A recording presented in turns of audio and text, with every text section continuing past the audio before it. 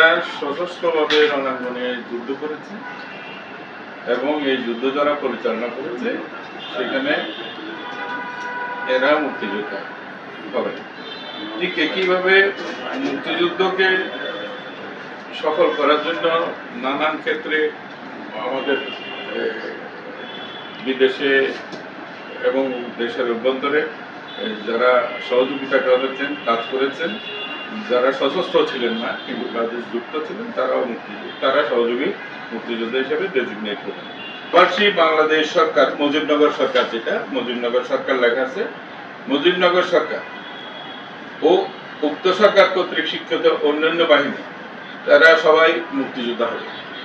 তার মানে মুজিবনগর সরকার ইটসেলফ এবং তার দ্বারাই স্বীকৃত অন্যান্য সকল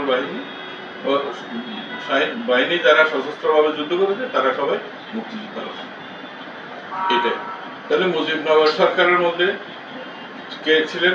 শেখ মুজিবুর রহমান ছিলেন, সৈয়দ নজরুল ইসলাম সাহেব ছিলেন, তাজউদ্দিন সাহেব ছিলেন, নজরুল আলী সাহেব ছিলেন, কামরুজ্জামান সাহেব ছিলেন, খন্দকার মোস্তাক সাহেব ছিলেন। এরা সবাই মুক্তিযোদ্ধা। এখানে সরকারটাকে উল্লেখ করা হয়েছে। আমি আবার কিভাবে ব্যাখ্যা করব?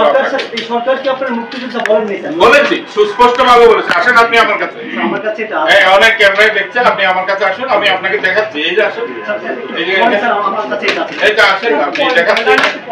আমি টাইমটা পড়ে তো আমি বলে দেব। আমি বলে দেব। আচ্ছা, উইদিন ব্র্যাকেট মুজিবনগর সরকার ও উক্ত সরকার কর্তৃক স্বীকৃত, শুধু মুক্তিযুদ্ধ সরকার নয়, এই সরকার দ্বারাই স্বীকৃত অন্যান্য বাহিনী, নৌ কমান্ডো, কিলো ফোর্স, আনসার সদস্য এবং বাংলাদেশের নিম্নবর্ণিত নাগরিকরাও বীর মুক্তিযোদ্ধা হিসেবে অন্তর্ভুক্ত হবে। মানে ওই সরকার ইটসেলফ নিজেই এবং তার দ্বারাই স্বীকৃত হবে। অন্য সব বাহিনী তারাও মুক্তিযোদ্ধা হবে।